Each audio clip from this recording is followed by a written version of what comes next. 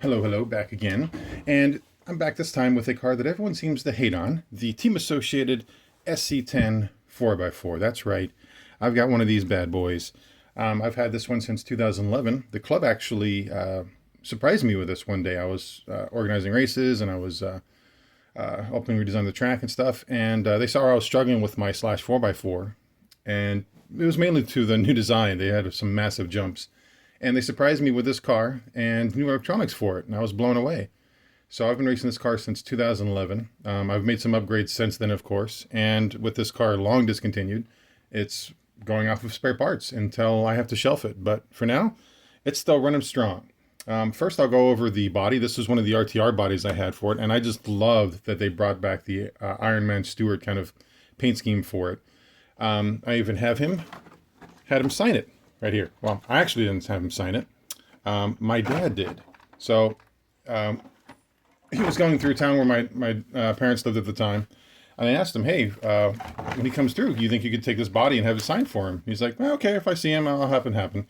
And it ended up making the newspaper at the time. I thought that was pretty freaking sweet.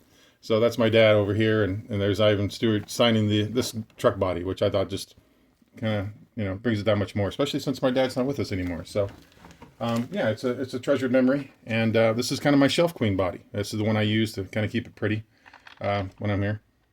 I have a race body for it. We'll go over that, but I'll just get this car body off for now. Slide this off, and yeah, I've got a few different bodies for it. I have another beat up Roxas body, but I'm also been racing this Proline body, for example. This is the Proline. I can't tell you offhand. Of course, it doesn't have a rear spoiler. That's actually one of the rules in the class, is that you can't have a rear wing or spoiler. You can have louvers to kind of direct airflow, but you can't have a wing in the back.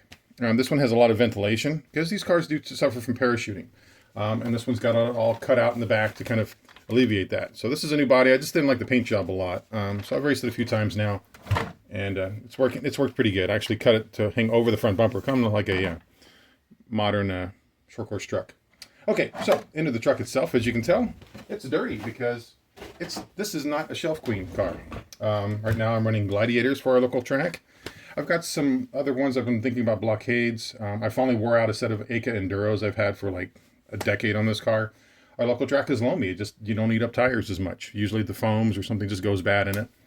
But I've got a pre-filter underneath just because to keep the rocks out of it instead of having an inner body. I've played with inner bodies in the past and they work okay, but this one allowed for airflow, and that's what I felt was a big difference with the SC10 4x4 is it needed airflow.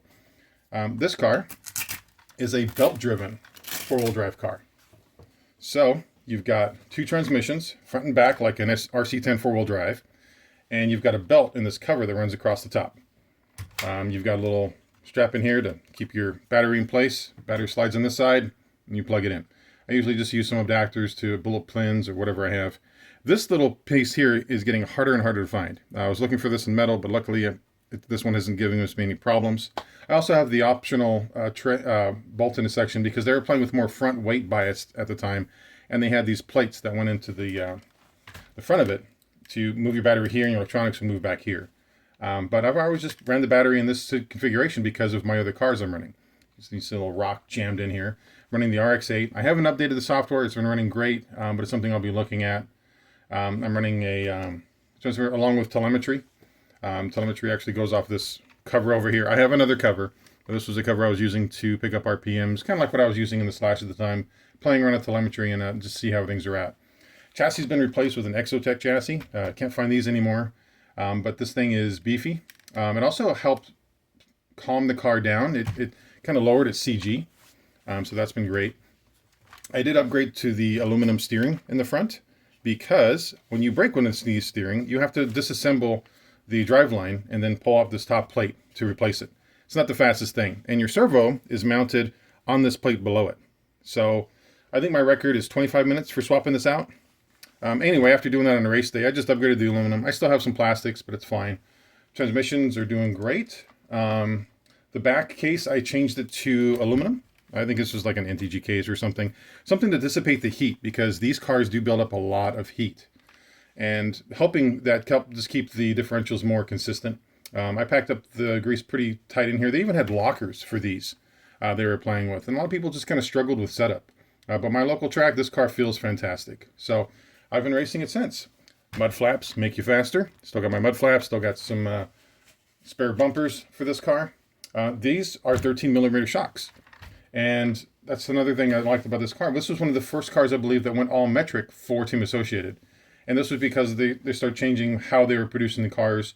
The B5 that came after this, and of course B6, all had metric hardware. This was the first car to do that.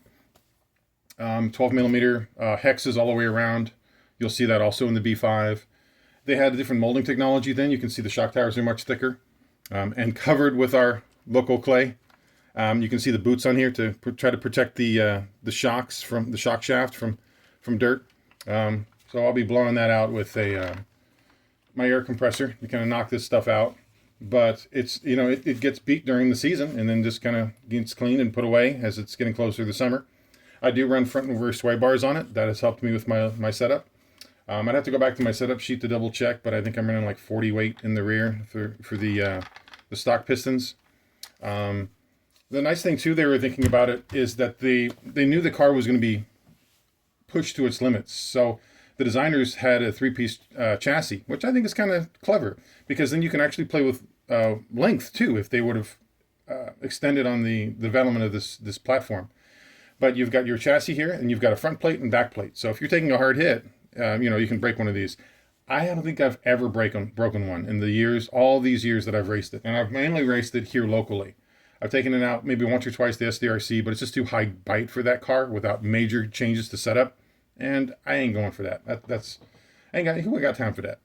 So I haven't really played with setup except for setting it up for off-road or just, you know, having a good time with it. CVs, of course, all the way around.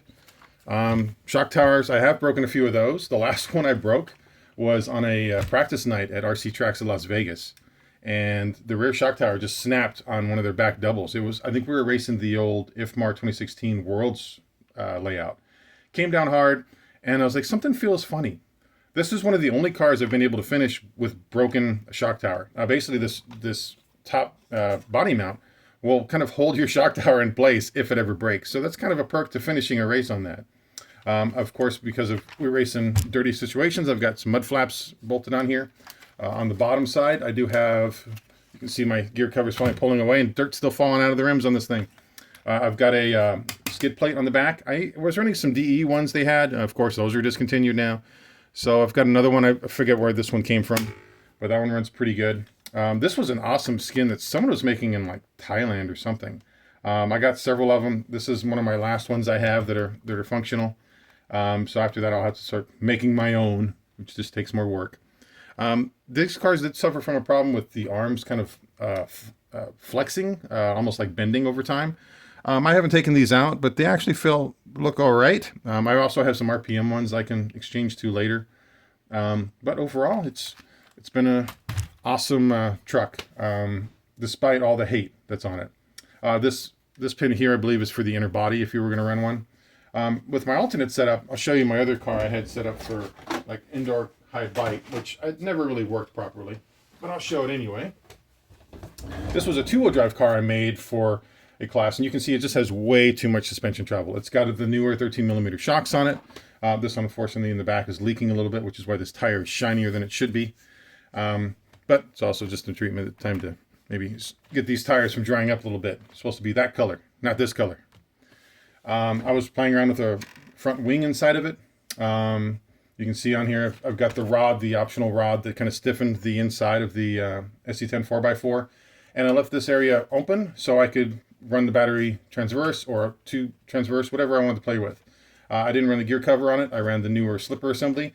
And these make a huge difference in the heat transfer, because I've actually had these melt under load if you can't get the heat out. And when they came out with this double pad, it was definitely an improvement over the original, just because there's just so much heat in this platform. This one is turning the stock arms. Of course, I've got the bumper and everything on it. But this car just didn't really work on those surfaces. If you really want a car to work indoors now, yeah, I would probably suggest, what is it? They're on the SC6 or something like that.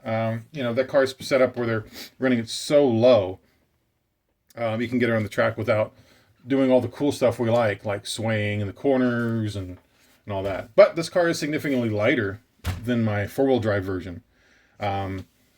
So it's just, this is kind of the one I have with my show body on it that I leave on the shelf, and the other one's my runner.